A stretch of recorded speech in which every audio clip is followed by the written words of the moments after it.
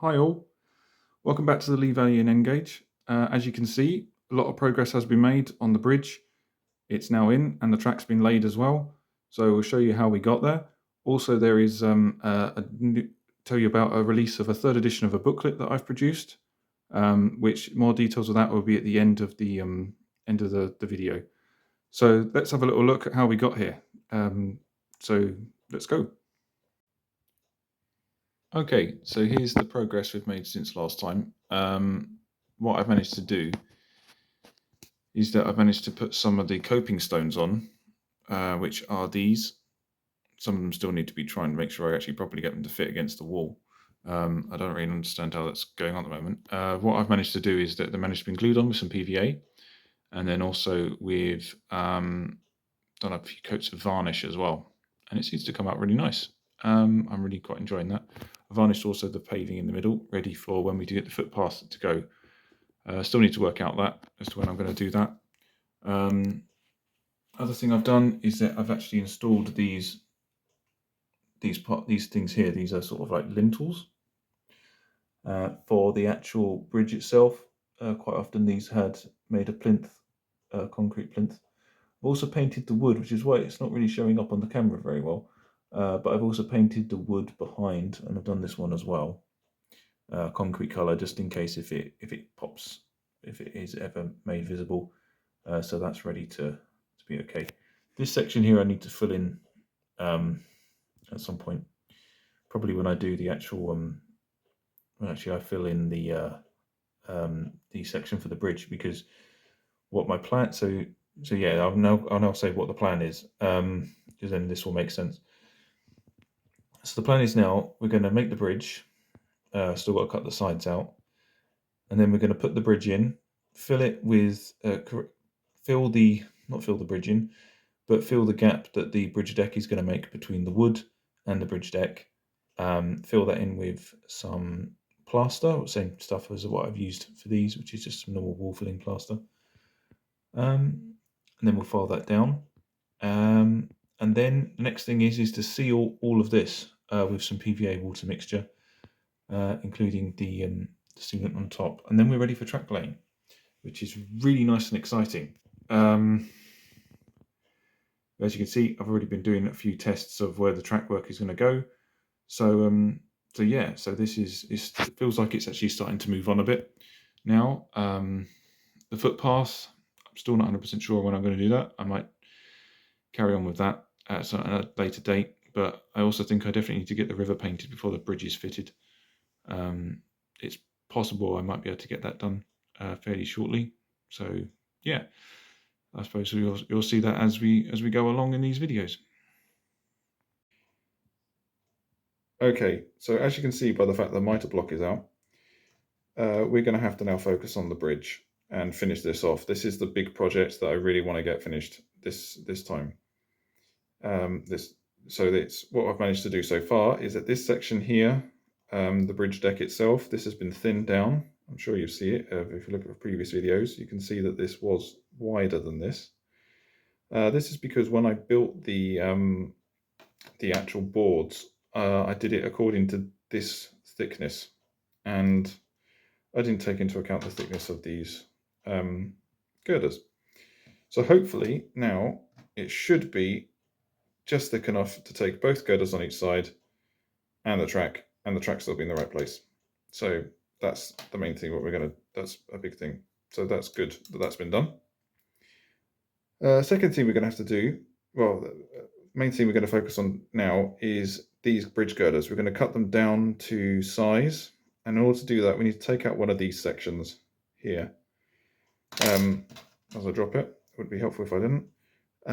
So this is what we're going to do now. We're going to cut it just on the. I'm going to cut it on the inside of these vertical girders sections. Then hopefully be able to merge them together into one, so it looks like it's not actually been it's not actually had one removed. The only thing I'm going to have to do is I'm going to have to make sure that they're the same each side, because yeah, as you can see, it's in a nice little pattern. So I'm going to cut out both of those ones. So it's going to be the opposite one to each side of it, so that when it fits onto this, it should be fine. I think it should be one section that will marry up with this, but we're going to have to find out. I've got 4 of these, so if we do make a mistake on these ones, I've got 2 spare. And if they don't work, then we've got these Pico ones that are actually the right length. So yeah, hopefully we don't have to make that mistake, because I actually like these. I prefer these. I mean, these are a lot better visually to me. So after we're finished with these girders, the next thing to do will be this track. Now this is set track, just standard double length set track. These have been used a few times on some previous layouts, so some of the sleepers and stuff are a bit mangled, but I managed to make sure that these 2 end ones aren't, because these are the ones that are going to be fixing it into the board either side of the bridge.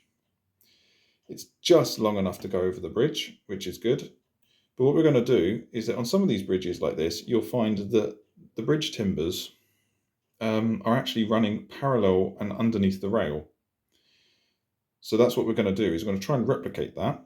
And in order to do that, we're going to have to remove the edges of these sleepers, so the ends, these bits, and also the parts in between the track.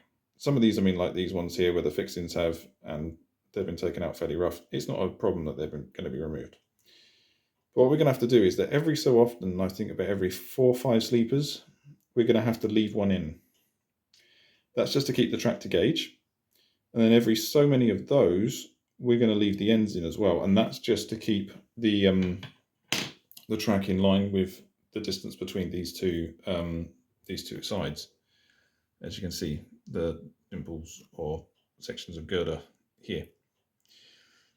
So that's what we're going to do with that.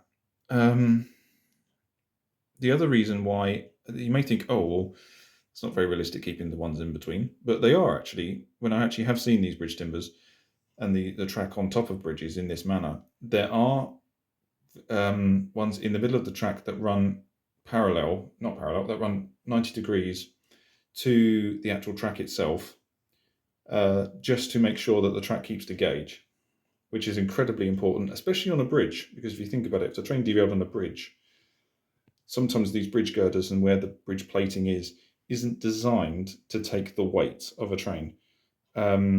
So that's another one that's quite a useful thing to do. So yeah, we're going to make sure of that.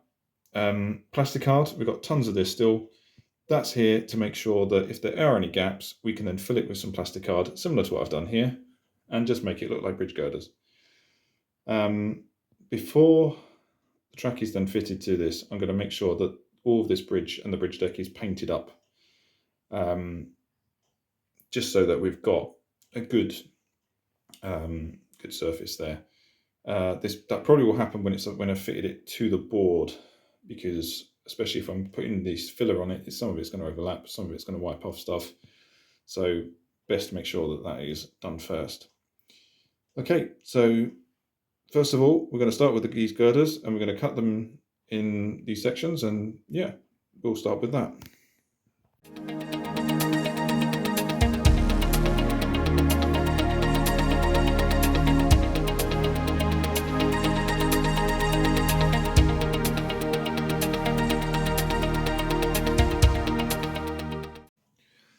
Right, okay, so I managed to do that part there. Sorry for the music in the background. Someone is playing some music in a car really loudly. So yeah, so that's what that is if you hear it. What I've managed to cut these sections off, as you saw in the little video. So now all we need to do now is just trim them down. What I'm thinking of doing is, because this side on both of them seems to come out really, really well actually. I think I might just try and just cut this section back, so that maybe from the back, to completely cut out that section, and then we can then glue that directly onto there. A little bit of filing is probably going to be needed just to thin it down a bit, get some swarf off. But yeah, that should be pretty good. So I think that is what we're going to do now. Next thing after that is going to be the track, and probably actually glue it onto there. They're actually about the right size for this. Taking off that section might actually do it.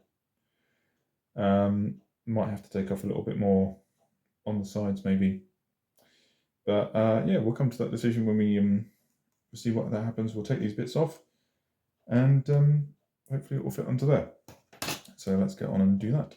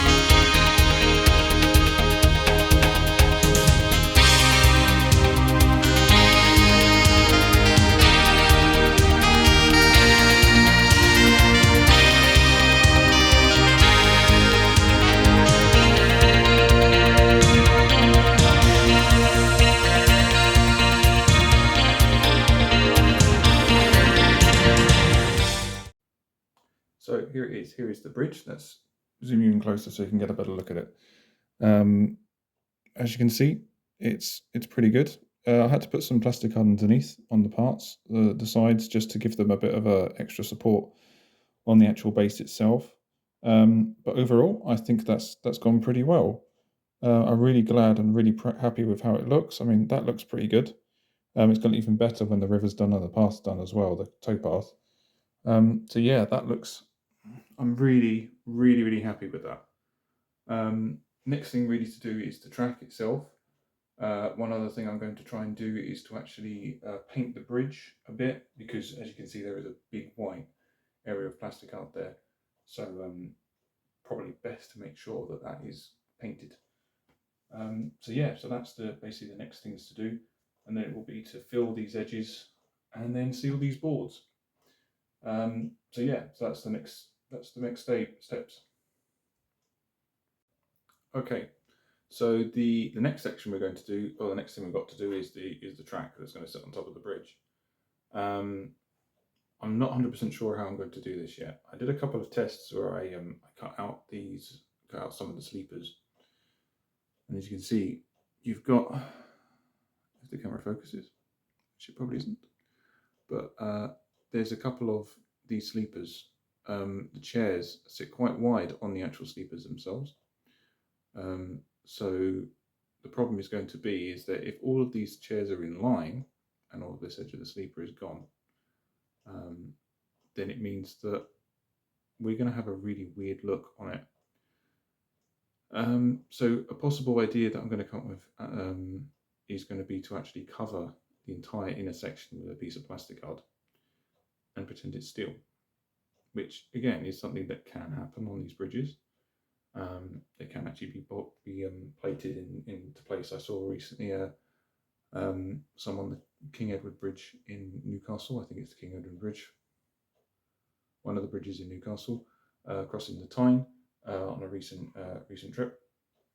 So that's one option. It would definitely cover over some of the sleepers and make it look a bit better. But also it covers over and makes sure that we don't get a big gap there. If that's the case and I'm going to have to do that, then I think what I might have to do is actually glue the track onto the bridge and then put the bridge on, which is going to be a problem, especially with these gaps. Another option would be to actually glue that section in straight onto the track and then fix the track down either side of the actual bridge. I mean, these pieces of track are probably going to be the first pieces of track to be put on this board anyway. But really, the sealing of it and making sure it's all nice and glued is really going to be quite important on this, especially here. Sorry, realise my hand is in the way of the camera. Especially here, because we've got quite a large gap. The thing is with these, ballasting isn't going to hide it, because ballast isn't going onto the bridge. So yeah, so that has to be filled. It's going to have to be sorted out. I'm not 100% sure how I'm going to end the bridge yet anyway. Definitely all the track this way is going to be ballasted and this way is going to be ballasted. But yeah, so that's the next option. That's the next things to try and work out. Meantime, I think I'll paint the bridge and we'll see where we go from there. So I've now painted up the bridge. This was in a Humbrol gunmetal, which I think is number 53. And yeah, I think it looks pretty good. It's not too bad. I've just got there's a couple of areas that need touching up, which is going to happen. So what I'm going to do with those is I'm going to touch them up a little bit later. First thing I'm going to do is actually get this bridge glued into place. Just going to use some PVA glue on each of the ends. And then the next thing after that will be to start doing the track. I'm going to cut out, I think the way I'm going to go down it is I'm going to do the bit where with bits of plastic in the middle of the track, between the sleepers. So yeah, so that's the way I think I'm going to do that. So I'm going to get them on, and then I'll probably paint them up in situ, which is going to help with the actual, because I'm not sure if we're going to get any spill of glue onto these sides of the track yet, the bridge yet. So I'll paint these. I'll paint it over when we get there. So yeah, that's what we're going to do now. I'm going to try and use some PVA glue to do that. I'm going to see if I can fill up this little crack here as well with some of the PVA glue. And then probably at the same time as doing that, I think I'm going to give all of this wood a nice sealing with some PVA glue as well, just to make sure that it's all nice and ready and is not going to absorb any of the glue when we get to the ballasting stage. So that's what we're going to do now.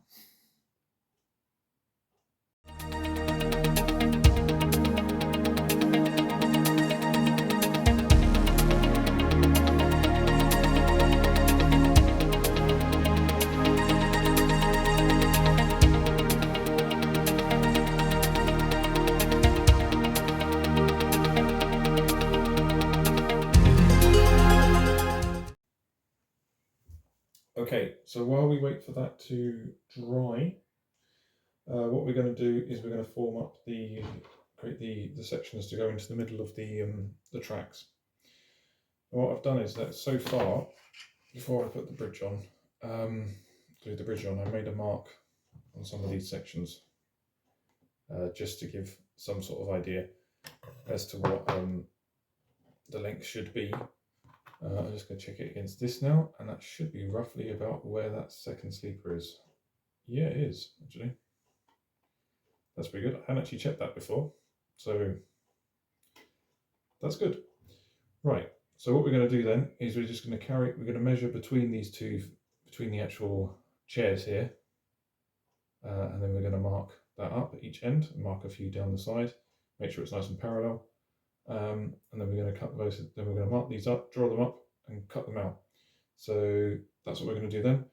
I might have to run a small section of the paint down the side of these, just to make sure the edges aren't showing white, before I paint it fully and attach it to the actual the track itself.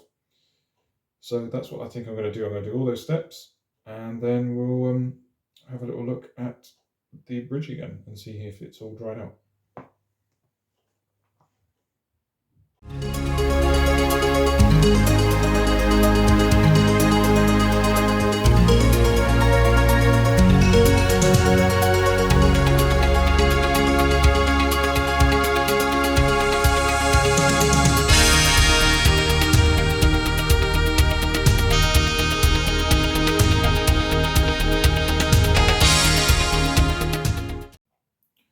Okay, so I managed to paint the strips which are going to go inside the track. There we go, that's what they look like. Wait for the light to get on it. So they look pretty good. Managed to get the actual edges in as well, that's the bottom side. Might need another coat of paint, but I think we're going to have to add that in after they've been attached to the board and the track. So what we've got to do is, here's the track. I've also given another coat of paint to the actual bridge itself, and just one of the lines that needed a bit of doing. So this is what we're going to do now. We're just going to glue this on. We're just using some normal Humbrol poly cement. And that's just what we're going to use for this. So here we go, I guess. Film this and watch me fail spectacularly. So there we go. So what I'm doing, very simply, just putting a long run of it down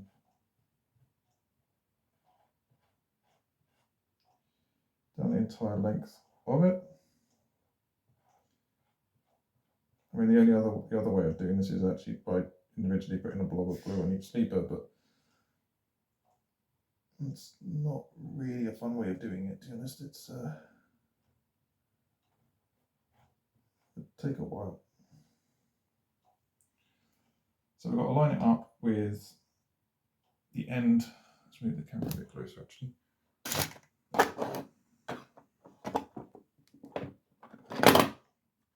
And that's not helping at all. So what we've got to do is we've just got to, as the camera falls over, so we've got to line it up with this sleeper here. So we'll line it up with this sleeper here, not this one with a hole, the next one along. So that actually makes me, so I can actually see what I'm doing. So that's what we've got to do. Make sure it lines up, which conveniently for this one it does. Make sure it lines up at the other end as well.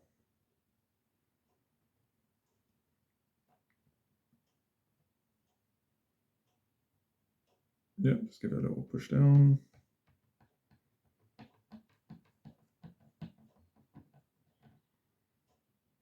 That's basically it.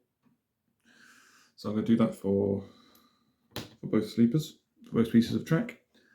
And yeah, so here's the other one. I'll just do it now.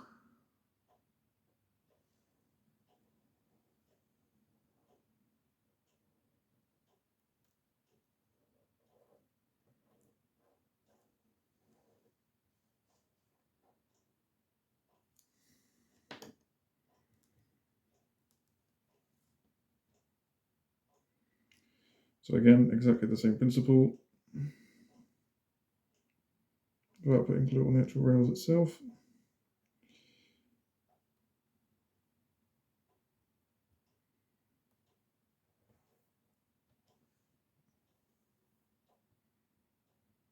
Smooth it out all the way along. Big glue on there, so I'm just going to get rid of that.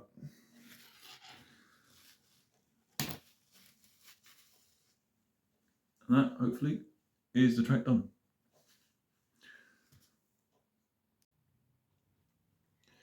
Okay, so finally managed to get the track down, get the track ready, and the bridge as well. So this looks pretty good. It's pretty stable now. So literally the next thing we're going to do is attach the track, which is fairly simple, as most people know who have done track laying before. It's very simply just hit some nails in, which is basically it, which is basically what I'm going to do now. So this is how I've designed it. So the track is literally just, set track is just over the edges, very slightly. So we've got 2 pinholes here. I'm just using some Pico track pins and a good old-fashioned pin hammer.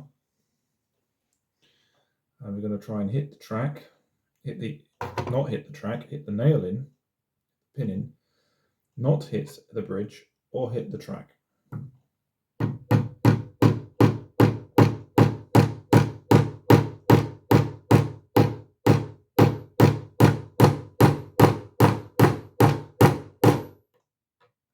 I think that went pretty well. Anything I didn't do was line it up on that edge.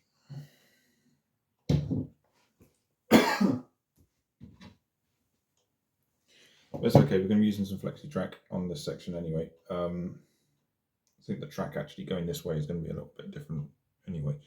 So let's just get another pin. Oh, got 2 there. Oh, that's useful. Oh, 3 actually, so that's really useful.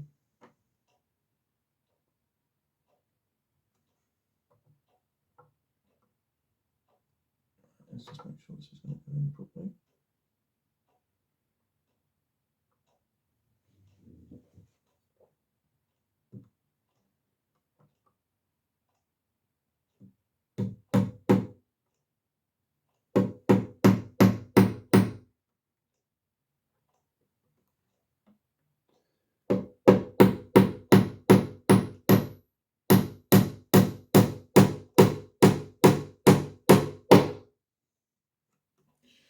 I've got about there. What I'm going to do is I'm just going to get this, hopefully. Nope, it didn't want me to. I was hoping this was going to actually allow me to push it all the way down, but it looks like it's not going to. Okay, so we have to try the next option, which is this.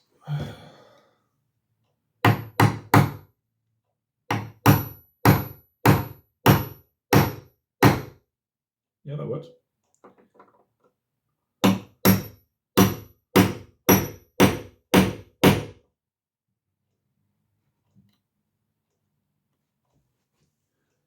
Just checking, that kind of looked like that was actually in the air. Very, very slightly.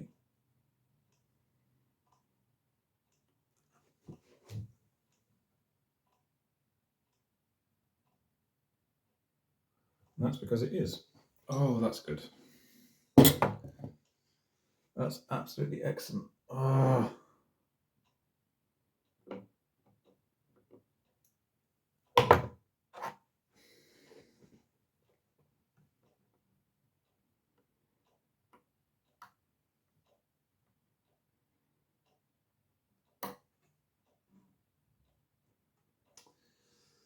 Right, okay. I'm going to have to try and sort this out. I'll be back in a minute. Okay, so sorry about that. What happened was that this is probably a better position actually for you to see what's going on anyway. What happened was when I actually fixed the track on, I found that the track had jumped up onto these little ridges that you see here. So when I actually nailed it down this end, it forced it up. And so yeah, it wouldn't have been level as the track was going. So that wasn't particularly very good. What I've had to do is to completely cut the sleeper out to get the actual pin out. Fortunately, I didn't manage to damage the track too much in that sense, which is good. What it means is that I'm now going to have to drill a new hole with this pin vise into one of these two sleepers and then see if we can get that from there. So that's really what I'm going to do now. Just very, very quickly.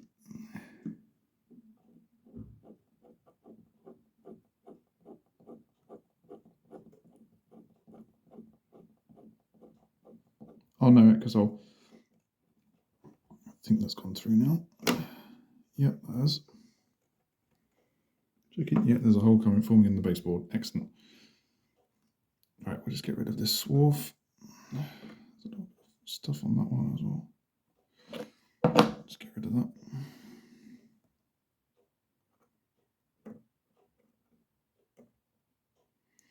Might do that with a knife in a minute, actually. So we'll just give it a go now and see if it works again.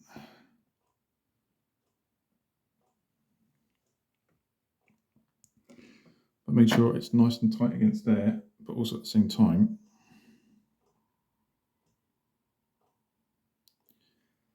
that we've got a good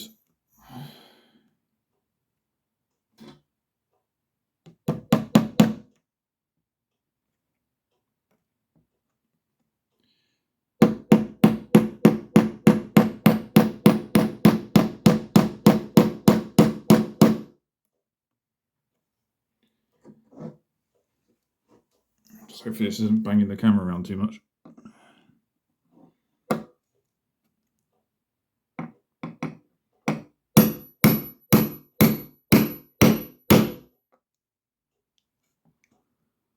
There we go. That's pretty good. It's nice and solid on there now. So we have it. First piece of track is down. Now we have to do is the other one, and hopefully I don't make the same mistake twice.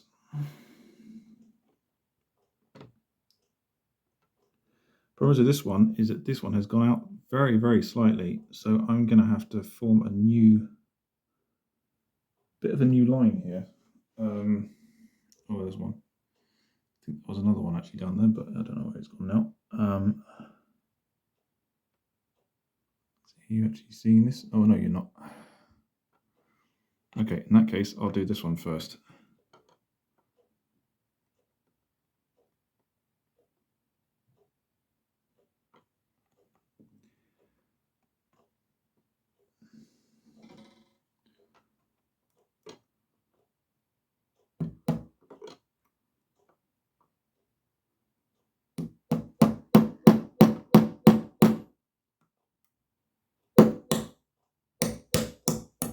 Ah, come on.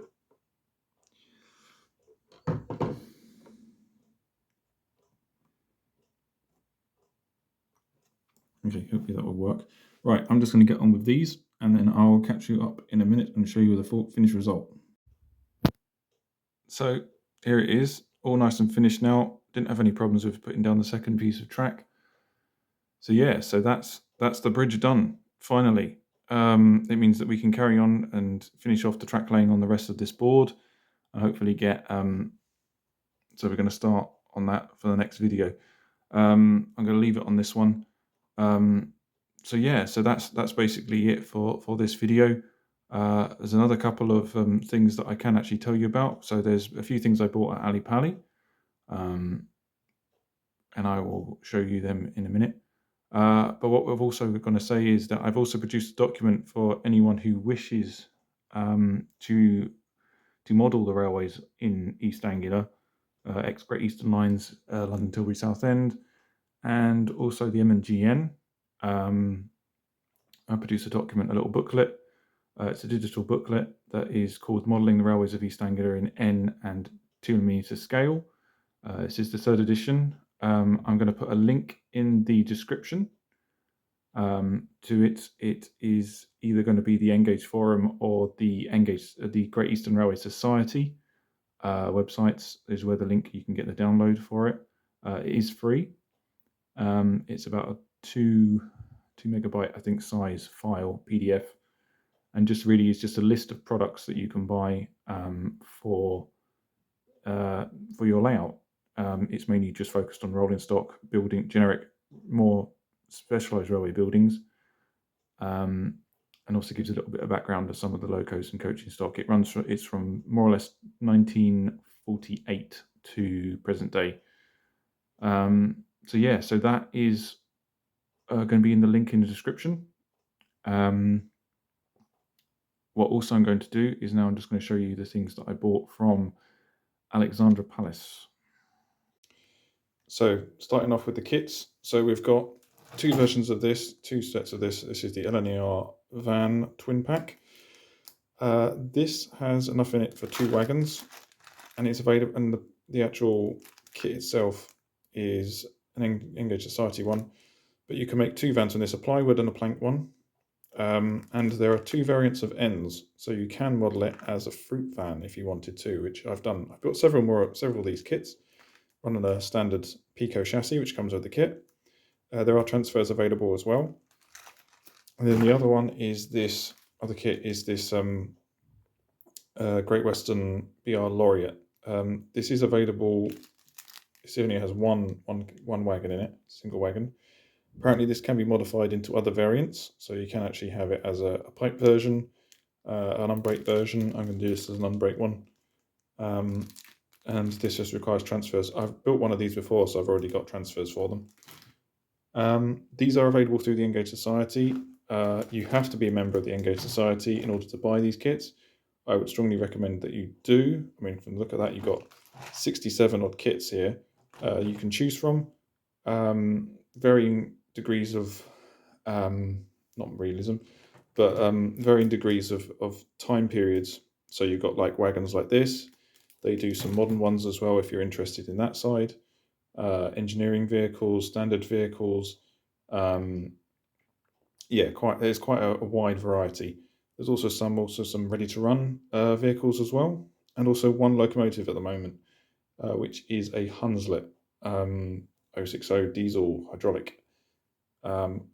which I haven't got because they're private owner, and unfortunately I haven't not going to be able to have a private owner siding on this on the layout. The other purchases I got were these two from Ellis Trains, and so this one's actually not that bad. It's just a standard Mark 1. Been looking for these for ages, so 18 quid thought was a bit of a steal. This I thought was even more of a steal. Look at that, £35 for a Hughes Fowler crab. Second hand. This is on the Bachmann ones as well, so it looks in pretty good nick. I haven't been able to test it yet, unfortunately, because of the whole track situation and building the bridge and everything. So I'm hoping to do that at some point fairly soon. This is actually one that was based at Adaross in Scotland. I'm going to renumber it into one of the ones based at Willesden. From looking through my Trains Illustrated collection, there was a few Willesden engines that appeared on the Great Eastern. One actually even ended up on a Whitemoor Cambridge freight. So there is also one possibly that went down and actually worked a Whitemoor Temple Mills freight as well. So I'm going to have a little look at those, look for those records and double check that, and possibly actually renumber this into the one that worked the Temple Mills freight, because they have identities as well on Trains Illustrated. So yeah, so that's another one. So this is all really what I got. And yeah, this is pretty much it for this video. Thank you so much for watching. If you're actually still at this point, please have a look at the product, the booklet that I've produced. If you're interested in modelling the Great Eastern Railway, and mainly during the BR period. So yeah, please check that out, and it'll be in the link in the description. So right, well, next time we'll be finishing off the track lane on that board. And yeah, so until then, stay good, and we'll see you on the next one.